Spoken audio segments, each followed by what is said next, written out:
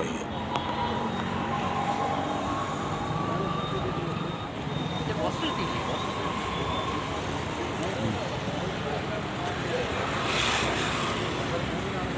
ആൾക്കാരെ പറ്റിക്കാനാണ് ആൾക്കാരെ പറ്റിക്കാൻ വേണ്ടിയാണ് ഈ പരസ്യം വച്ചിരിക്കുന്നത്. കാര്യം ഇത് പൊട്ടിപ്പോയതൊന്നും ആരും അറിയരുത്. ഇത് പൊട്ടിപ്പോയത് ഇത് കോർപ്പറേഷൻ്റെ ഒരു പന്ന പരിപാടിയാണ്. ഇതെല്ലാം പൊട്ടി തകർന്നിരിക്കുകയാണ്. അപ്പോൾ ഈ പരസ്യം വെച്ച് അറിയത്തില്ലല്ലോ. ഇത് കണ്ട ഒരു 350 പിള്ളേരോളം നല്ല വെയിലായതുകൊണ്ട് ഇവിടെ വന്ന് നിൽക്കുന്ന സ്ഥലമാണ്. ഈ ഹോൾസെയിൽസ് കോളേജ് റോട്ടിൽ നിൽക്കുന്ന ഈ ബെഡ് ഷെഡ്, ഇതിനകത്ത് ഇത്രയും പേര് നിൽക്കുമ്പോഴത്തേക്ക് ആ സമയത്ത് വേണം ഇടിഞ്ഞു വീഴാം. ഏത് സമയത്ത് വേണം ഇടിഞ്ഞു വീഴാം. അപ്പോൾ ഇതിങ്ങനെ 2-3 കഷ്ണങ്ങൾ വീണതിൻ്റെ പേരിലാണ് ഇത് ചെയ്യുന്നത്. അപ്പോൾ ഒരു കോൺഗ്രസിൻ്റെ ഒരു ധർണയുണ്ട്. ആ ഒരു ധർണയെക്കുറിച്ച് ഇതിൻ്റെ പ്രാധാന്യത്തെക്കുറിച്ച് നേതാവ് സംസാരിക്കും. ഈ ആർട്ട്സിലെ വെയിറ്റിംഗ് ഷെഡ്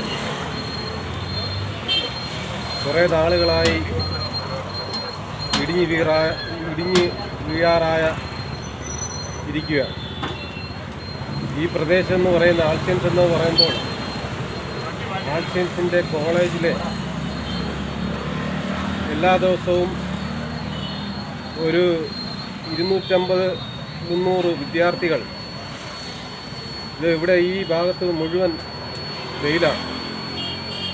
ഈ 250-300 വിദ്യാർത്ഥികൾ ദിവസേന വന്ന് ബസ് കാത്ത് നിൽക്കുന്ന ഒരു സ്ഥലമാണ്. ഇത് ഇടിഞ്ഞ് വീഴാറായിട്ടും കോർപ്പറേഷൻ അധികാരികൾ ഇത് തിരിഞ്ഞു നോക്കുന്നില്ല എന്നുള്ളതാണ് ഇതിൻ്റെ വസ്തുത. മേൽക്കൂര മുഴുവൻ തകർന്നുപോയി. അടിഭാഗവും നേരത്തെ ഇവിടെ സന്തോഷ് ടീച്ചർ സൂചിപ്പിച്ചതുപോലെ അതിൻ്റെ കമ്പികൾ തുരുമ്പെടുത്തത് കണ്ടു തുടങ്ങി. എന്നിട്ടും ഈ അധികാരികൾ ഈ വെയിറ്റിംഗ് ഷെഡിനെ വളരെ അലംഭാവം കാണിച്ചുകൊണ്ടുള്ള ഒരു രീതിയാണ് കാണുന്നത്. അതിനെ എത്രയും പെട്ടെന്ന് ഈ വെയിറ്റിംഗ് ഷെഡ് പുനർനിർമ്മാണം നടത്താൻ വേണ്ടിയുള്ള ഒരു നടപടി കോർപ്പറേഷൻ്റെ ഭാഗത്തു നിന്ന് ഉണ്ടാവണമെന്നാണ് അഭ്യർത്ഥിക്കാനുള്ളത്.